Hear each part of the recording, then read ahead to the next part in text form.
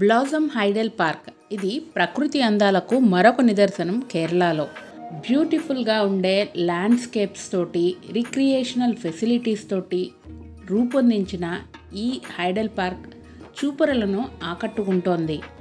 New development భాగంలో ఇది కూడా చేర్చబడింది అని చెప్పడానికి ప్రతిదీ కూడా స్ఫూర్తినిస్తూ ఉంటుంది. ఇక్కడ న్యూ వేలో రిక్రియేట్ చేసిన ఈ మున్నార్లో ఉన్న హైడల్ పార్క్ ప్రతి ఒక్కళ్ళని కూడా అలా కట్టిపడేస్తూ ఉంటుందన్నమాట.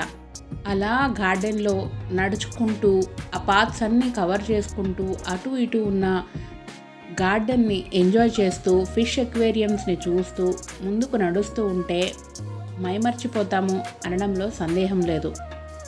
అండ్ ఇది ఈజీగా యాక్సెసిబుల్గా టూరిస్ట్కి ఉంటుందన్నమాట.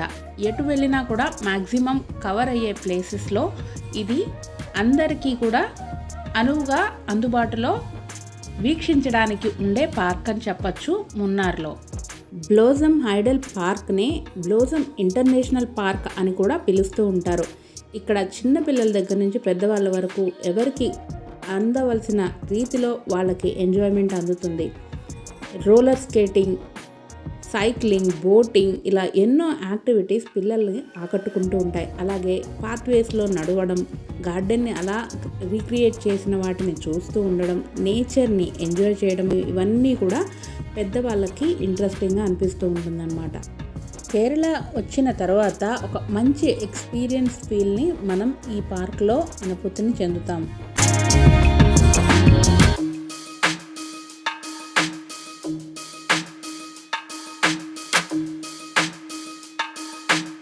అయితే ఈ బ్లాసమ్ హైడల్ పార్క్ కూడా ఒక హిస్టరీ ఉందండోయ్.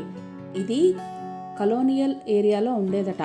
అంటే 20th సెంచురీలో ఇనీషియల్ స్టేజెస్లో ఈ పార్క్ బ్రిటిష్ వాళ్ళు వాళ్ళ టూరిస్ట్ ప్లేస్గా ఒక మంచి టైం స్పెండ్ చేయడానికి వీలుగా ఉండేలాగా ఒక బొటానికల్ గార్డెన్ లాగా రీసెర్చ్ వేలో యాజ్ వెల్ యాజ్ ఒక స్పెండింగ్ టైం ఫెసిలిటీ ఉండే ప్లేసెస్ లాగా వాడుకునేలాగా దీన్ని ఏర్పాటు చేసుకున్నారనమాట.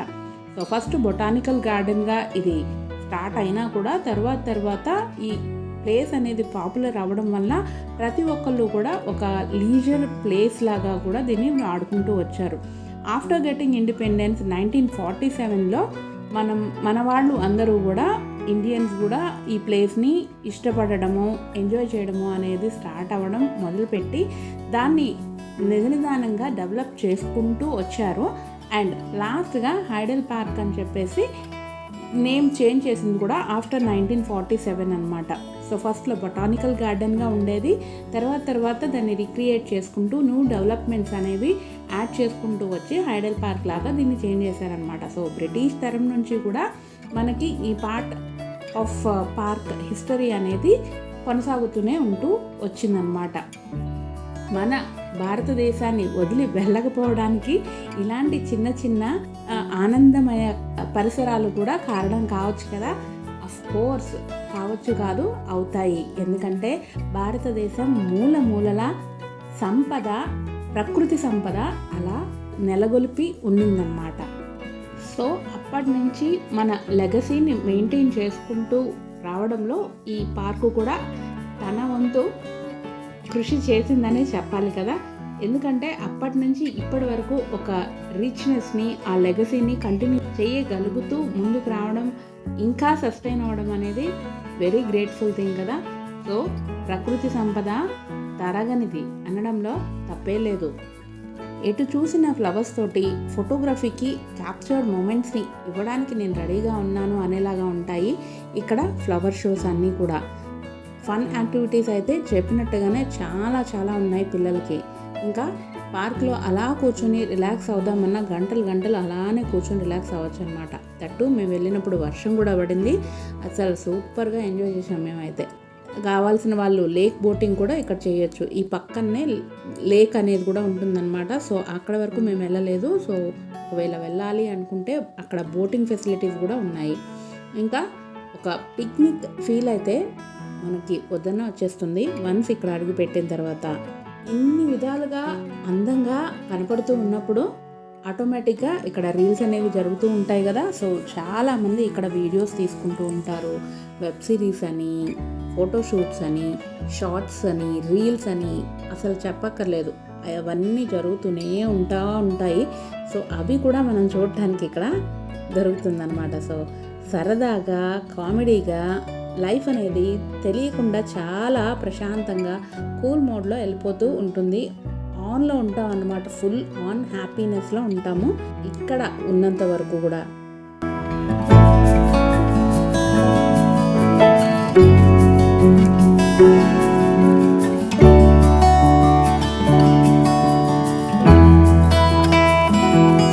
మనకి మంచి మాన్సూన్లో వచ్చామనుకోండి, చాలా చాలా ప్లెజెంట్గా మనకి వెదర్ అనేది ఉంటుందన్నమాట, అనుకూలంగా. అండ్ ఇక్కడ 9 AM to 7 PM వరకు డెఫినెట్గా ఓపెన్ చేసే ఉంచుతారు. అండ్ పబ్లిక్ హాలిడేస్లో కూడా రన్ అయి ఉంటుంది. ఎందుకంటే టూరిస్ట్ ప్లేస్ కాబట్టి హాలిడేస్లోనే ఎక్కువ ప్రిఫరబ్లీ వస్తూ ఉంటారు కాబట్టి టూరిస్ట్స్ అందరూ కూడా పబ్లిక్ హాలిడేస్లో కూడా ఓపెన్ చేసే ఉంచుతారు.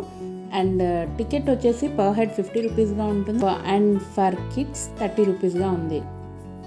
ఇక్కడ నుంచి మనం విజిట్ చేయాల్సిన ప్లేసెస్ కూడా మ్యాక్సిమం చాలానే ఉంటాయి. సిఎస్ఐ చర్చ్, ఫేమస్ చర్చ్ ఉంది కదా, అది కూడా దీనికి దగ్గరలోనే ఉంటుందన్నమాట.